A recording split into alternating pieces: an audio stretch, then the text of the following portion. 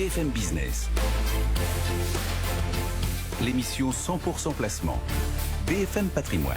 Cédric Decoeur. 11h passées de 3 minutes au début de cette deuxième heure et on file sur les marchés. Thibaut François nous attend chez Fastea Capital. Bonjour Thibaut. Bonjour Cédric. Bon, début de semaine un peu particulier parce qu'il y a des vraies questions en bourse et puis il y a aussi un petit peu l'anecdotique et le fait qu'on est sans les Britanniques ce matin puisque la bourse de Londres garde porte close pour l'enterrement de la reine. Ouais, exactement. Les Britanniques ne sont pas là, donc ça se ressent un peu sur les flux. On a moins de 500 millions d'euros d'échangés, mais on se rapproche de 6 points sur le CAC. On est passé un petit peu en dessous tout à l'heure. Avant 10 heures, le marché est quand même sous pression, 1,20 de baisse quand même sur l'indice CAC 40. On a des taux qui sont toujours à la hausse. L'OAT française gagne encore quelques points et on est autour de 2,33. Le Brent se stabilise. Ce qui va être important cette semaine, c'est forcément le comité stratégique de la Fed qui va se réunir pendant 2 jours.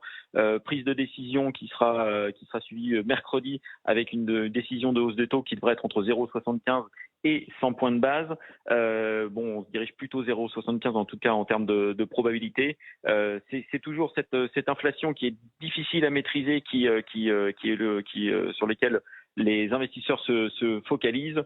Donc le marché continue à baisser tranquillement autour de 1,2%, sachant quand même qu'il y a encore des points positifs quand même dans le marché. Le taux de chômage sont quand même historiquement bas pour une inflation en Europe et aux États-Unis. On a toujours une demande qui est toujours très forte et c'est aussi pour ça que l'inflation a du mal à rebaisser, c'est que la demande est très importante, notamment aux États-Unis, et donc l'inflation a du mal à être maîtrisée. Et c'est pour ça que la Fed envisage encore une hausse assez significative des taux pour les prochains jours. Et puis il y a un gros dossier, c'était TF1 M6 avec 2 fortes baisses ce matin, moins 4 pour M6, moins 3,40 pour TF1. Exactement.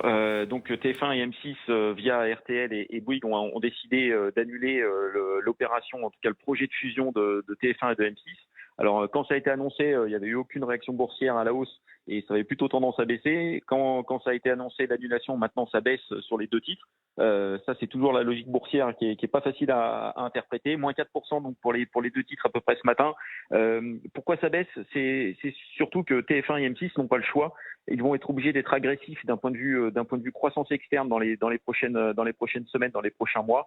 RTL a aussi une contrainte de timing, si elle veut vendre, M6 devra le vendre d'ici mai 2023. Donc on se rapproche des différentes échéances.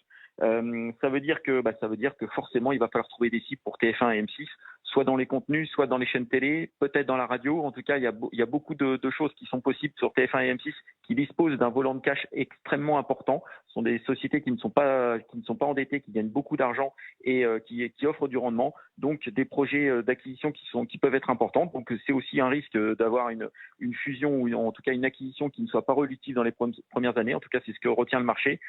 Forcément dans les cibles potentielles sur TF1 M6, on parle souvent d'énergie.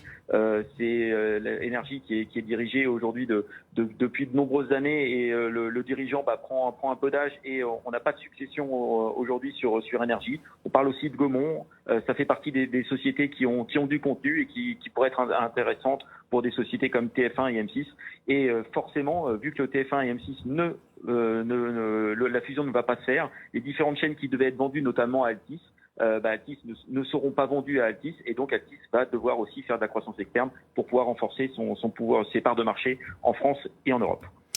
Merci beaucoup Thibaut. Thibaut François, Fastea Capital, le marché parisien qui pour le moment est à 6009 points en baisse d'1,11%. Tout de suite, l'info éco avec Stéphanie Collot. BFM Business.